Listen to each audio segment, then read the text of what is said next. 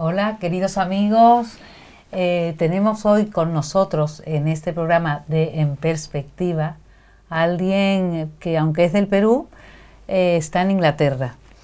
Él se llama Miklos Lukas, tampoco el nombre parece peruano, es por su origen, y él es profesor investigador de Ciencia, Tecnología e Innovación en la Universidad de San Martín de Porres en Lima, Perú. Tiene un extenso currículum, que no vamos a entrar en él, pero sí es una persona muy adecuada hoy día, y además que es, al tener un canal de YouTube pues es bastante viral, está viendo mucha visualización a sus programas, por novedosos y porque nos introducen a algo de la actualidad que estamos viviendo y que quizá a algunas personas de las que vean este programa no les suena para nada. Pero creemos que es importante introducirnos en este movimiento, en esta nomenclatura, en esta filosofía, o acercamiento filosófico que puede haber y todo al respecto, ¿no? Es decir, todo lo que va engranándose en esto que se va a llamar transhumanismo. Entonces, Miklos, no me alargo más, te doy entrada para que hagas tú este acercamiento a lo que llamamos transhumanismo. En primer lugar, muchísimas gracias por la invitación. El transhumanismo es una filosofía, es una ideología, es una organización o un movimiento cultural, también político. De hecho, ya se han fundado partidos transhumanistas en los Estados Unidos, por ejemplo, en Francia también, que lo que busca es mejorar, así se define, mejorar las capacidades cognitivas, intelectuales, físicas e incluso morales del ser humano a través de la aplicación de tecnología directamente al ser humano. Y esto lo hacen con tres objetivos. Uno, aspirar a la superlongevidad, es decir, aspirar incluso a la inmortalidad. La superinteligencia, que es esta idea de que en el proceso evolutivo somos seres bastante poco, o sea, muy poco avanzados, muy poco evolucionados, y que a través de la tecnología podemos mejorar nuestra capacidad intelectual.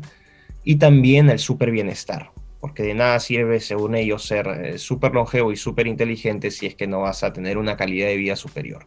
Ahora, el enfoque que ellos dan en cuanto a calidad de vida es un enfoque hedonista. En la calidad de vida se expresa en el placer.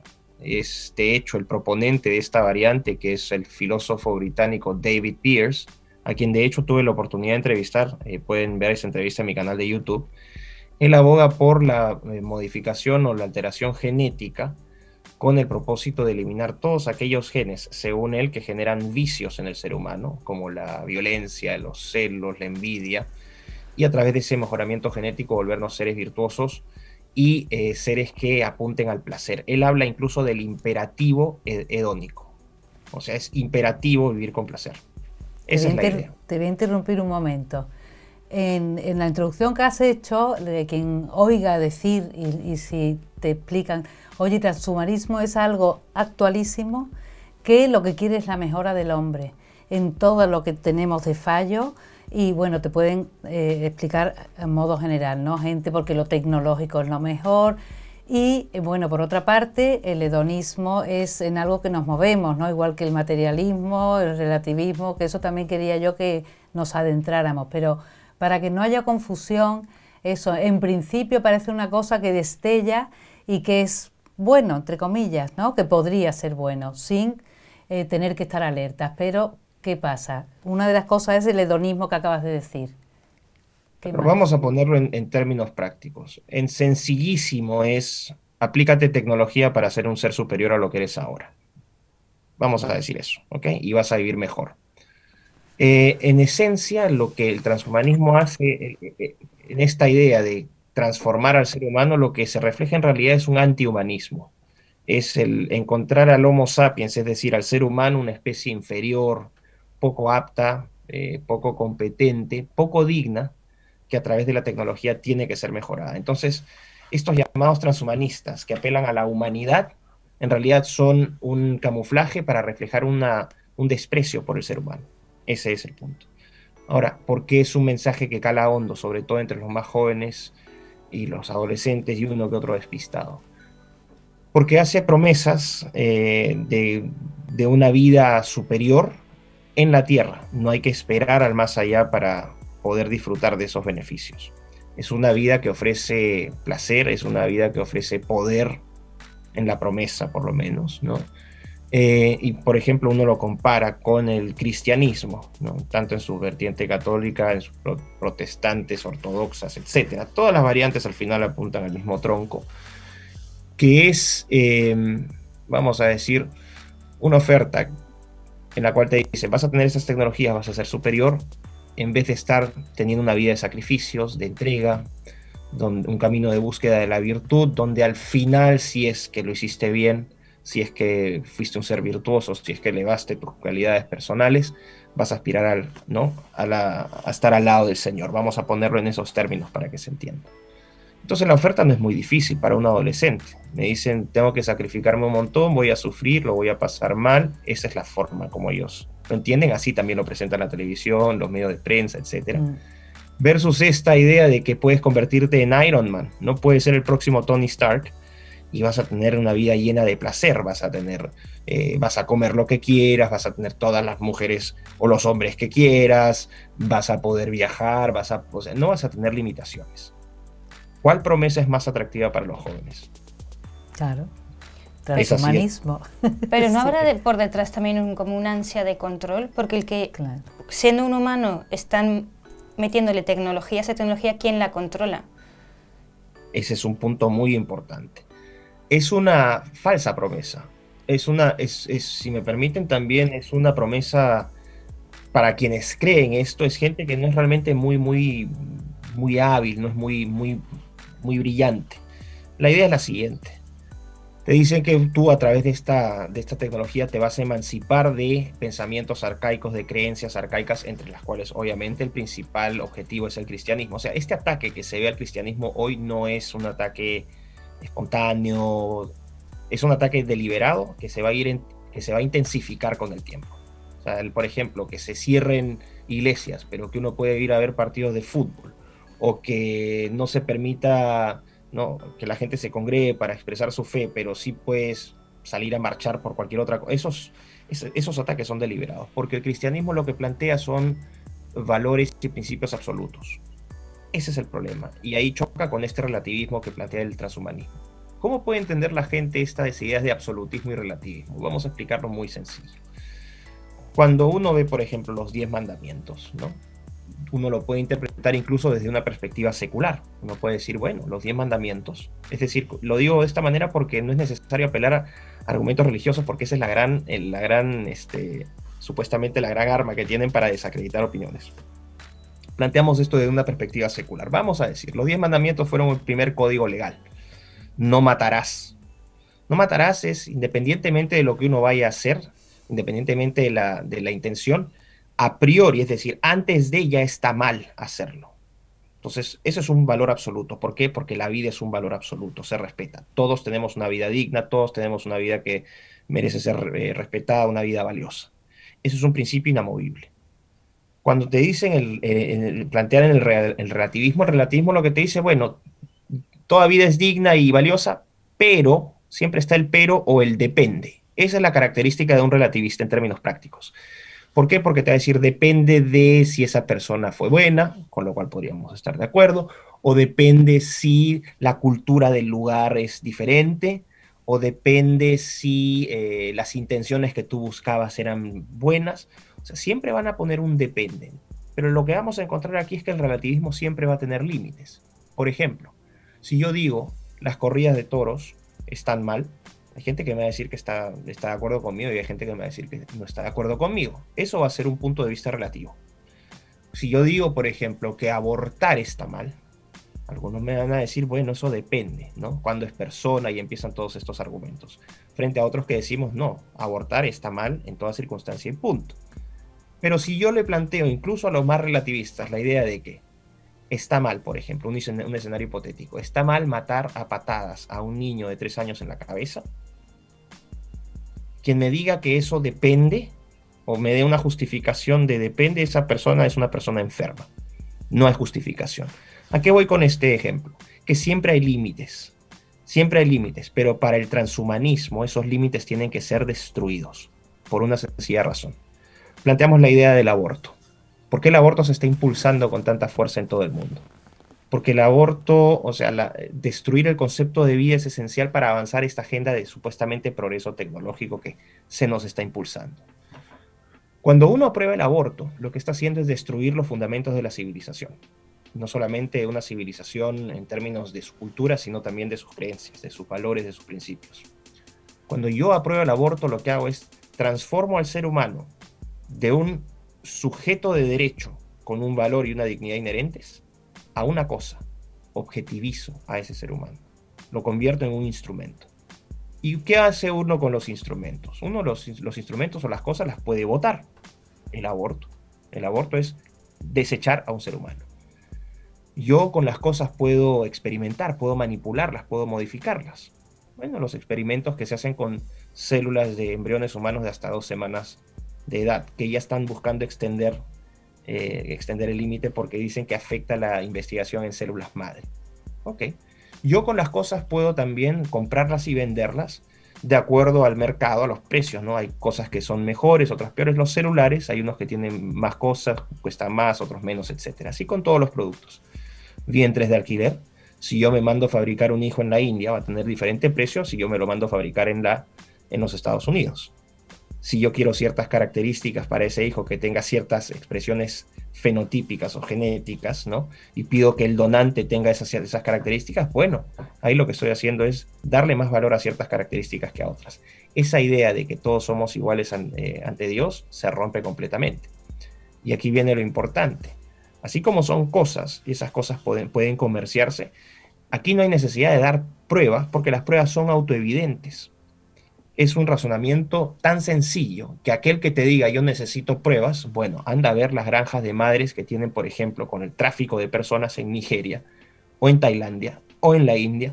Estas mujeres que son literalmente tratadas como animales de ganado para dar a luz cada 12 meses están generando un nuevo hijo. O sea, 9 meses, 3 descanso, 9 meses, 3 descanso, y así andan 6, 7 años, en condiciones realmente deplorables. Quienes digan que no son cómplices porque no compraron en la India, se están tapando los ojos. Son cómplices de todo este desastre. Están destruyendo al ser humano. Ahora, por eso es tan importante este concepto de absolutos. Una vez que se rompe ese absoluto, todo cae, porque todo se relativiza. Entonces, si yo relativizo al ser humano, ¿qué puedo hacer? Puedo aspirar al transhumanismo. El transhumanismo no ve al ser humano como una integridad, como un todo, sino lo ve al ser humano por partes, un ser humano modular. Entonces, por ejemplo, yo me puedo reemplazar los brazos, pero dicen, ¿cómo estás tan loco? Me parece absurda tu crítica, ¿no? De que siempre digo, bueno, aparece una persona que quiere amputarse los brazos porque quiere ponerse brazos robóticos. Quien me diga que soy un loco por decir eso, bueno, hay gente que se amputa el pene en estos momentos y es celebrado. No me pueden decir son verdades autoevidentes. Ahí están las evidencias, ¿no? Entonces, que se pongan, por ejemplo, estos brazos metálicos, o que se pongan cámaras en los ojos, o que se instalen chips en la cabeza. Y uno empieza a ver cómo poco a poco el ser humano empieza a modificar su propia naturaleza, su propia esencia, para convertirse en algo que no es.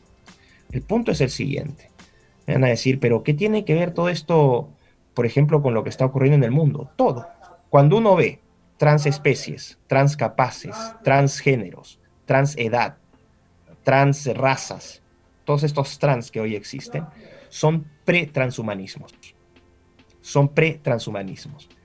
Verdades autoevidentes, como que existen diferencias anatómicas notorias, fisiológicas notorias entre hombres y mujeres, son completamente destruidas con esta idea de construcción social. ¿Qué se hace? ¿Cuál es el principio del vaso comunicante? Que el ser humano, en nombre de la diversidad, es estandarizado. ¿Estandarizado en qué? En una plasticina, en una masilla, en una arcilla, que yo puedo modificar como a mí se me dé la gana. Y ahí entran los deseos de las personas relativos. Yo tengo mi propia visión de lo que yo quiero ser, ¿no? Tu cuerpo, tu decisión, por ejemplo. O sea, vemos cómo todo está atado. Y finalmente esta masilla que uno puede hacer lo que se le dé la gana. ¿Con qué va a cincelar esa masilla? Con la tecnología. Y aquí se rompe el principio de que todos somos iguales ante Dios, que todos somos hijos de Dios. ¿Entienden cómo colisiona directamente toda esta ideología con lo que nosotros estamos, con lo que ha dado pie o fundamento a todo lo que conocemos, a toda la civilización que nosotros hemos construido a lo largo de los siglos. Es la destrucción del ser humano en nombre del progreso tecnológico. Y cierro esta parte con esta idea. No es que la tecnología ahora esté al servicio del ser humano, sino que se ha invertido esa relación. Ahora el ser humano está al servicio de la tecnología. Tecnología que está en manos ¿de quién? De la gente que maneja esa tecnología, que curiosamente son los que proponen el aborto, que curiosamente son los que promocionan la agenda LGBT, esta relativización, o el feminismo radical, ¿no? Que tiene otras variantes también, que busca, por ejemplo, en el nombre del empoderamiento de la mujer, lo que busca es cortar la procreación o la función procreativa entre hombres y mujeres, porque también hay un componente de control demográfico detrás, que ya corresponde a otra, incluso una discusión mucho más grande de la que podemos abarcar ahora. Pero creo que con estas ideas queda bastante claro. Bueno, lo que has aclarado desde luego, que el transhumanismo es algo abominable, porque realmente el hombre se cree Dios, ese poder que está por ahí moviendo hilos, se cree en Dios, sin serlo, creen que tienen poder sobre todo. Desde luego han minado la sociedad que tenemos en la actualidad, están minándolo, porque efectivamente todos esos trans van consiguiendo que a todo el mundo le parezca lo natural. El aborto casi está admitido como si fuera eso, con la mayor naturalidad. Y parece que no podemos luchar contra ello, pero ¿cómo podemos alertar o qué podemos hacer ante este transhumanismo que parece que nos invade? Porque es que lo que se ve en nuestra sociedad es una impotencia, ¿no? A todos los niveles, a nivel político. Tú no quieres y están haciendo en contra tuya, ahora sobre todo también pues con la pandemia que tenemos. Ahora de repente te encierran, te liberan, es decir, te das cuenta que el poder de manipular es enorme y que está muy ligado al transhumanismo del que estás hablando, ¿no? Entonces, ¿qué alertas en la vida cotidiana y qué podemos hacer ante eso? Primero, mantener la fortaleza en casa, las familias siempre, padre y madre, cada uno aportando sus propias cualidades, sus propias virtudes.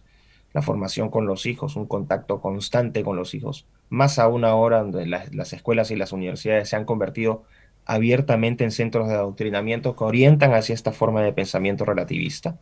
Es decir, la formación en casa es clave.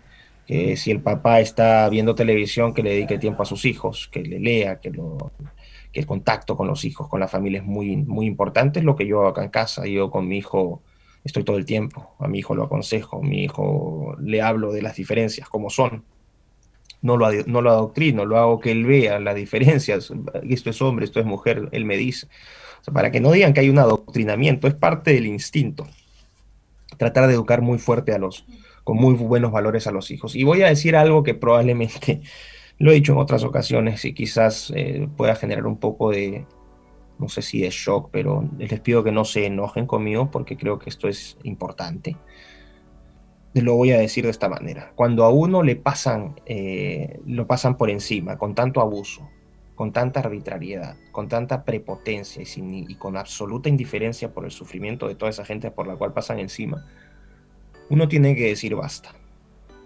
Y uno solamente tiene que decir basta, sino que tiene que golpear de vuelta. Eso es una posición personal, ciertamente, pero estoy completamente convencido que la única manera de responder ante tanto atropello es que la gente se levante. Y que la gente se levante. Si pacíficamente, si no nos reciben pacíficamente, bueno, habrá que responder en los mismos términos. No sé cómo sonará eso allá, pero ustedes me preguntaron y creo que es la única alternativa. Bueno, también Jesús se fue al templo y los tira a todos, o sea que puso a veces la otra mejilla y otras veces también se rebeló y la lió. También no soy ejemplo, ¿no? Que hay momentos en los que hay que levantarse y no dejarnos achacar. Yo lo que hago siempre, y esto también es una crítica que lo hago con el mejor ánimo siempre, ¿no? Porque mi propósito siempre es mejorar o tratar de encontrar soluciones. Por lo menos voy a hablar de la experiencia en América Latina. Los católicos en América Latina, vamos a decir, el liderazgo católico ha perdido mucha fuerza por una sencilla razón, que se ha quedado mucho en la oración y poco en la acción. Y si uno ve, por ejemplo, hay un fuerte crecimiento del sector protestante en América Latina, notorio en los últimos 20 años. Es decir, si antes hablábamos, hace 30 años, un país como Perú era 95% católico, hoy es 70% católico y el resto del 25% lo tienen los protestantes. Y este patrón se repite no solamente en Perú, sino en todos los países de la región. ¿Por qué ha sido? Porque los protestantes, con su interpretación, yo me identifico más con el catolicismo, yo soy agnóstico, soy bautizado, soy confirmado, pero tengo dudas existenciales, lo he hecho público. Sin embargo, soy filocristiano en todo sentido, todos los valores que defiende la iglesia los defiendo yo. El protestante tiene acción política fuerte. Y no es que uno espere respuesta del liderazgo católico, pero uno sí tiene que esperar respuesta de los laicos. Y a veces los mensajes que los laicos reciben son mixtos. Ese creo que es un punto que la iglesia católica tiene que mejorar. La forma como los laicos se organizan para responder frente a estas situaciones. En los protestantes está muy claro. No sé si ustedes han escuchado hablar de la FORI, por ejemplo, la Marcha por la Vida en Lima. Bueno, yo he participado no solamente como marchante, sino dentro del comité de organización, y yo he apoyado en todo lo que es las convocatorias y he estado acompañando al equipo que está detrás de eso activamente. Hemos tenido marchas que han convocado 1,5 millones de personas. Más de la mitad eran protestantes. Eso es importante. Creo que hay una obligación por parte del laico católico de tomarse más, de no tercerizar o no traspasar su responsabilidad esperando que solamente Dios lo ayude, sino que tiene que tomar acción. Esto para mí es indispensable. No quiero ofender a nadie, lo digo con absoluta honestidad y con la mejor intención. Rezar sirve de mucho, sí, pero rezar sin actuar no sirve de tanto. Esa es una opinión también personal que la hago con respeto, pero eso es observable. Me parece, nos quedan como 4 minutos. Entonces me gustaría aprovechar y eso, a nivel, ¿qué tips podrías dar eso? O cómo saber este transhumanismo, cómo se nos está metiendo y cómo podemos rebatirlo, cómo puede ser esa acción para la sociedad. O sea, la persona que nos esté viendo decir, al diario, ¿qué puedo hacer? Rechazar abiertamente las agendas de género de aborto, no asumirlas como normales, enseñar a los hijos en casa las diferencias, que no tengan miedo, porque ahora entiendo, por ejemplo, que se criminaliza decir la verdad. Bueno, que se criminalice, que la gente, hasta que no se manifiesten los abusos, hasta que esos abusos no se expresen, nada va a cambiar y toda la agenda va a seguir avanzando. Hay gente que se tiene que comer el pleito. Yo personalmente me he comido un montón de amenazas personales, de denuncias penales, por decir la verdad. Pero eso no me ha callado. Entonces la gente ve que si calla, ¿no? Si te dicen, no digas esto, y la gente se calla, está haciendo que gane el enemigo. La gente tiene que salir a decir la verdad. Punto. Y tiene que hacerlo en masa. ¿Cómo se organizan? Bueno, en las parroquias, por ejemplo, o con los vecinos, los familiares, que tengan también acciones de carácter político. No digo que se involucre a los sacerdotes o a las hermanas. Ellas tienen o ellos tienen otro rol. Es la acción del laico. El laico guiado por sus pastores. Eso es indispensable. Organización política y no tener temor. Y alertar sobre las falsas promesas del transhumanismo, porque cierro con esto. Esta idea de que nos vamos a emancipar con la tecnología es absolutamente, si me van a disculpar la palabra, estúpida. Porque vamos a ir a un ejemplo muy concreto. Pongamos que me hice transhumanista, me amputé los brazos, me puse un brazo biónico, tengo una cámara en el ojo, tengo el Neuralink acá incrustado en el cerebro, entonces puedo comunicarme con mi computadora y todo el mundo va a decir qué cosa tan maravillosa. Pongamos que no pagué mi mensualidad de Neuralink. O que estoy mal en el sistema de crédito de criptomonedas y me cancelaron la activación de mi brazo biónico. O viene un neurohacker y me hackea el cerebro y me deja vegetal y pide como recompensa 5.000 bitcoins para liberarme. Estoy hablando en escenarios hipotéticos, pero absolutamente válidos, porque en esos escenarios hipotéticos es en los cuales ellos se mueven para promover esto. Así que son cuestionamientos legítimos. No es que van a ser libres. No solamente no van a ser libres, sino que van a ser mucho menos libres que antes. ¿Y qué cosa? Van a depender no de la voluntad de Dios, van a depender de la voluntad de los proveedores de sus servicios y sus productos. Entonces, ¿de qué libertad me hablan? ¿De qué libertad me hablan? Si hay gente que insiste y quiere hacer esta transición, adelante, que sirvan como conejillos de indias para todas las arbitrariedades que van a ocurrir con esas personas. Porque se vuelven literalmente, se vuelven esclavos de facto de tiranos en la tierra. Muy bien. Eso.